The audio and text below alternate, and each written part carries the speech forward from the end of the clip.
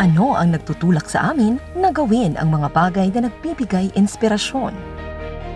Upang maging maliwanag ang pananaw at makamit ang higit pa.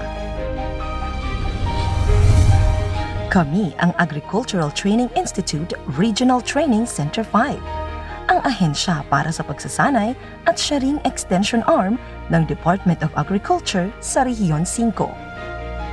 Pangunahing tungkulin namin ang maghatid ng mga pagsasanay upang palawakin ang produksyon sa agrikultura at pangingisda.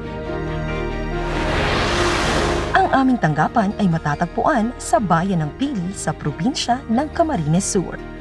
Ang aming mga training facilities ang nagsisilbing daan tungo sa pinaigting na produksyon, pagproseso at pangangalakal sa larangan ng agrikultura at pangingisda.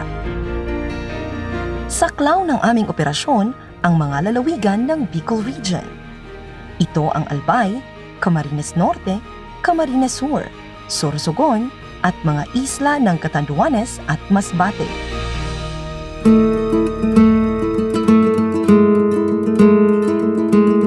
Hangarin ng ATI na patuloy na maiangat ang kapabilidad at kakayahan ng mga nasa sektor ng agrikultura at pangingisda. Sa paraang ito, sama-sama nating maaabot ang seguridad sa abot-kayang pagkain para sa sambayanan. Upang matupad ito, nakikipagtulungan ang ATI sa iba't ibang ahensya at individual. Sila ang mga kalahok sa National at Regional Agriculture and Fisheries Extension Systems. Layunin naming makapagbigay ng mataas na antas ng kaalaman tungkol sa pagsasaka sa pamamagitan ng mga teknikal na pagsasanay para sa agricultural extension workers ng pamahalaang lokal, maging sa city, municipal at provincial agriculturists at veterinarians. Isinusulong namin ang Bicol Agriculture and Fisheries Network. Nakikipag-ugnayan din kami sa mga rural-based organizations, mga pamantasan at iba pang ahensya, pribado man o pampublikong sektor. ATI ang pangunahing ahensya para sa nagkakaisang pagkilos ng extension services sa pagsasaka at pangingisda sa buong bansa. Ayon sa Agriculture and Fisheries Modernization Act or AFMA, ang major extension services ay training, technology demonstration, farm and business advisory services, at information, education, and communication services.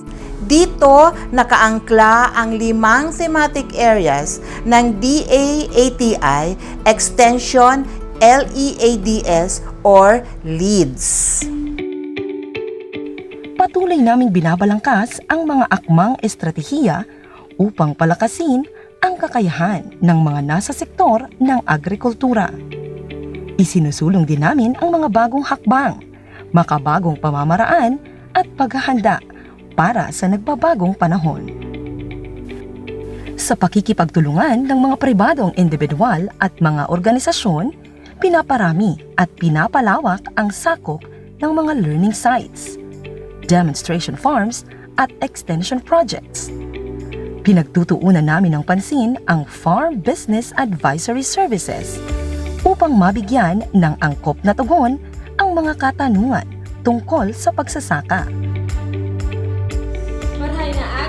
Gamit ang modernong paraan ng komunikasyon, mabilis na naihahatid ang serbisyo at impormasyon tungkol sa pagsasaka at pangingisda. Pinaplano, sinusubaybayan at sinusuri ang pagpapatupad ng mga training at extension programs sa pamamagitan ng performance reviews at pagsaliksik tungkol sa naging epektong mga pagsasanay. Upang patuloy na mapabuti ang paghatid ng training and extension services, patuloy naming isinasaayos ang mga paraan at polisiya tungkol sa pagkilos ng ahensya. Sa ganitong mga hakbang, tinutupad ng ATI ang mahahalagang layunin nito para sa ating bayan. Mas pinaigting ng kagawaran ng pagsasaka ang tugon nito sa pangangailangan ng sambayanan sa sapat na pagkain. Mas epektibong malulunasan ang kahirapan at kakulangan sa pagkain kung ang paglago ng ekonomiya ay nakaangkla sa malakas na sektor ng agrikultura at pangingisda. Ating kaugnay, tungo sa napapanahong kaalaman, kakayahan at masiglang pamayanan. Kami ang Agricultural Training Institute sa Rehiyon 5.